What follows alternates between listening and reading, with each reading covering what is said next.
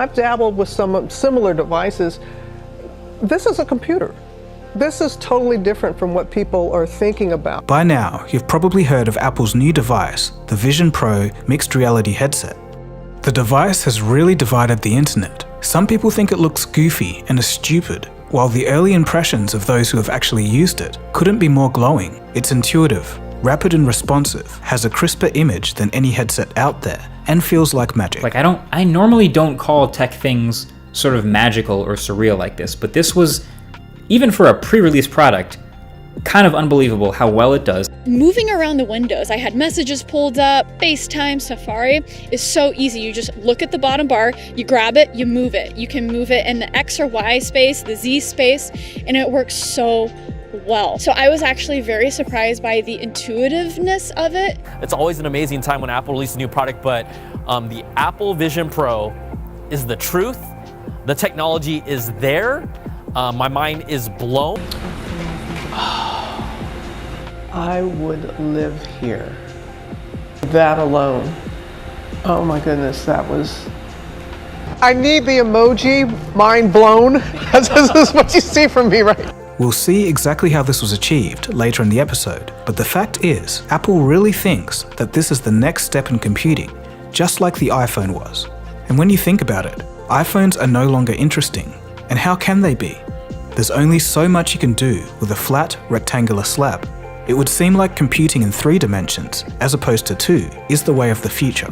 But hang on, the thing is, virtual reality and augmented reality aren't new technologies, and Apple's device is heavy and expensive. So, will it actually revolutionize the technology landscape again? Or is it still too early? And why is this so expensive in the first place? We'll dive into what this product really is all about. You are watching Fusion TV. The Vision Pro isn't a traditional VR headset or AR headset. It's actually both and can fluidly move between the 2 states. You can use your fingers, eyes, and voice for basic tasks, a keyboard and mouse for productivity, or a controller for gaming. According to Apple, it should be smooth enough and powerful enough to overcome the main problem of motion sickness. Some viewers watching this may say, what's the point? Just go outside and touch grass. I understand, but this episode is purely an analysis on the insane technical achievements, not social commentary. Let's take a look at what makes this product so different. If those who have tried the device are right, this is the first headset to my knowledge that excels both in AR and VR at a high level. At its core, this is its unique selling point. 2 of the more popular devices, the MetaQuest and PSVR, are gaming and VR focused. They have touches of AR where you can see your environment, but it's either very grainy or even just in black and white. Augmented reality devices, on the other hand, like the Vario XR3 or Microsoft's HoloLens 2, are focused on industry and productivity, and most can't even do VR at all. So Apple doing both of these well at the same time is very difficult, an engineering feat, an expensive feat at $3,500. But once you see what goes into the device, the price makes a bit more sense. To make all of this work was not easy from a design perspective. Apple went nuts in the technical innovation side of things. They went on a hiring spree over the past few years, recruiting experts in VR and AR companies, and outright buying some of these companies, in some cases even as far back as 2017. And after 5,000 patents, that technical knowledge paid off. The Vision Pro is to the iPhone as what the iPhone was to the desktop computer. That is, a new way of working with computers. Every time Apple does this, the rest of the industry follows. Apple usually aren't the ones to invent the technology, but they're great at perfecting it. This is what I mean. In the 1980s, Apple saw a problem with computers. Typing commands to make the computer do what you wanted was too hard for people. So the solution? Why not just point and click directly at what you want? This idea was borrowed from Xerox PARC. In the 2000s, Apple saw another problem. A versatile, small, portable computer is too hard to use with buttons and a D-pad. So the solution? Why not just use your fingers directly? Apple got this technology from a company called Fingerworks. And now, in the 2010s, Apple saw another problem. VR and AR headsets can be hard to use. The interface is inaccurate and sometimes confusing. Menus are slow to navigate and controllers are clunky. The solution: navigate with your body.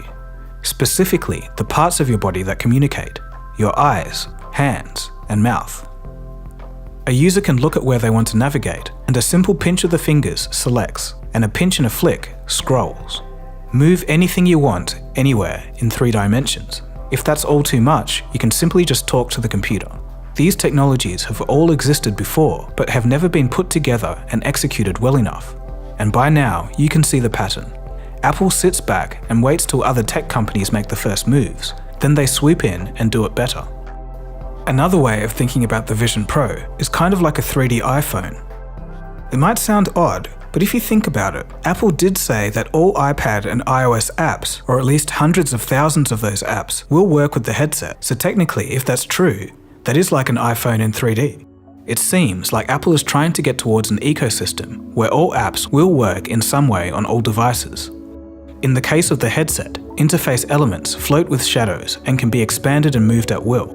But I was really impressed with the responsiveness again. This was better than any headset I've seen with just your hands. If I wanted to scroll through something like a Safari window, I literally, in air, would touch my fingers together and drag the window, and it would scroll nearly in real time. I would throw it around, toss it, catch it, toss it the other way, and start scrolling through things with my finger. And I was super impressed with that too. And if you want, you can even be transported to a large virtual environment and make the TV truly as large as you like. An interesting touch here is blending AR and VR using a crown mechanism, much like the Apple Watch. Spin the digital crown one way and you'll see more of the real world. Spin it the other and you see less.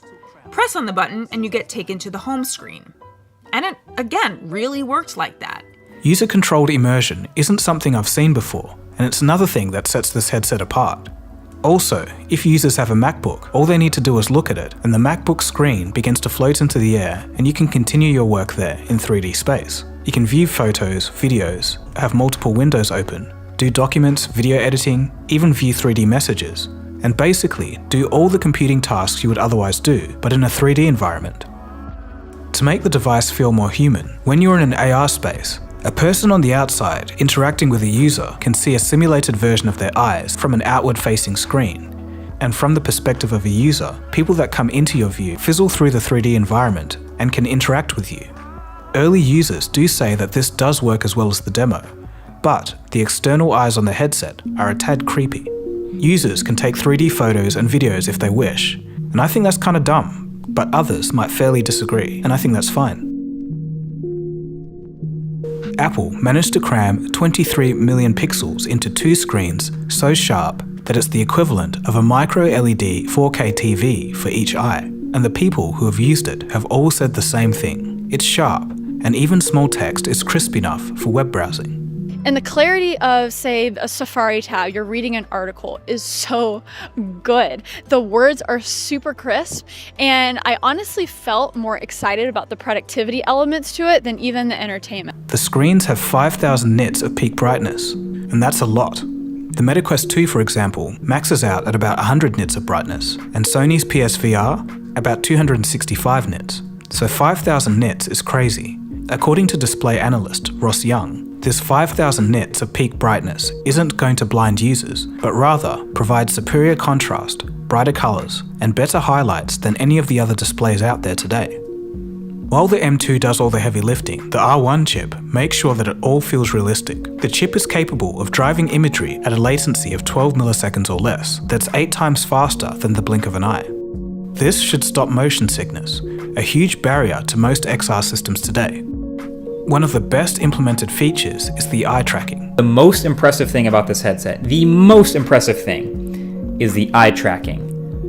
I'm not even kidding. This eye tracking is sick. Move your eyes around the UI, it would immediately highlight and select exactly what you're looking at. No matter how small the target was or what you're looking at. Cruising, you're sailing through everything by just looking at things. And it feels like telepathic. You just look at something and select it. To get the eye tracking and hand movement so precise, Apple utilized LED illumination and internal cameras to track eye movements down to a T. According to Sterling Crispin, who was a neurotechnology prototyping researcher within Apple's internal technology development group, The Vision Pro is a culmination of the whole industry morphed into a single product. He worked on tech that could predict if a user was going to click on something before they actually did. Apple used AI algorithms to do this. The R1 chip processes inputs from 12 cameras, 6 microphones, and 5 sensors that can see forward, downwards, sideways, in visual light, infrared, and LiDAR. Okay, so it's not perfect. The Vision Pro does have some drawbacks. For one, it's too heavy to be comfortable for long periods of time, and it's not like you're going to be using it for long because it's only got a 2-hour battery life. The power is supplied by a battery brick, which goes in the pocket and is connected by a wire. This short battery life is probably an indication of how intensely the chips are working under the hood, and that's saying something because Apple is obsessed with efficiency. It is helpful that it can be plugged into a wall, but what it doesn't help is the fact that it's expensive, $3,500. So the question that a lot of people ask is, why is it so expensive? Does Apple plan on ripping everyone off? Well, not exactly. This technology wasn't easy to design, build, or produce. According to leaks, the bill of materials cost of just the components was around $1,500. So even if Apple sold this device at cost, it would still be 3 times more expensive than the Meta Quest or PSVR 2. And we can't overlook the R&D costs. There are multiple custom technologies in the device, a custom R1 chip, new display technology, and a completely new cooling system. This would cost Apple tens or even hundreds of billions of dollars to develop and produce. Also, for very important context, the basic Microsoft HoloLens 2 costs $3,500, and the industrial edition costs around $5,000. For Apple's case, the pricing is going to be a hard sell for consumers, especially in this economic climate. But the good news is the cost is sure to come down with future non-Pro models. Ultimately, Apple's Vision Pro and its subsequent headsets are going to be drastically less popular than the iPhone. But what it will do is popularize a new way of computing, so in that regard, it will be the next iPhone, in spirit only. The human-computer interaction is what I said Apple would crack when I first talked about Apple's future AR headset 3 years ago. In my opinion, a great user interface experience and good apps should be a solid enough foundation, and Apple could start seeing units really move by its 3rd iteration, pending macroeconomic factors of course. Now, I could be totally wrong, and even at a lower price, people may need some convincing to put on a headset regularly. It really is a time where all of that future technology that we dreamed of as kids is starting to come into existence. It's just wild. As cool as all of this is, purely from a technical sense, I can't help but wonder what happens in the future. If headsets like this improve in size and weight, is it going to contribute to the loneliness problem?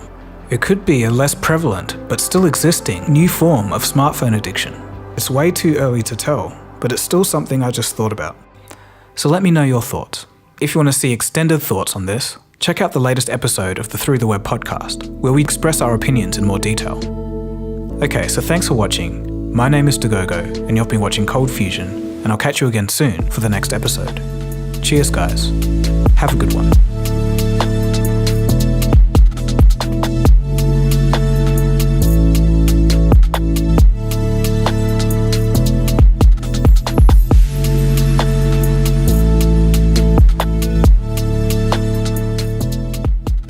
Cold Fusion. It's new thinking.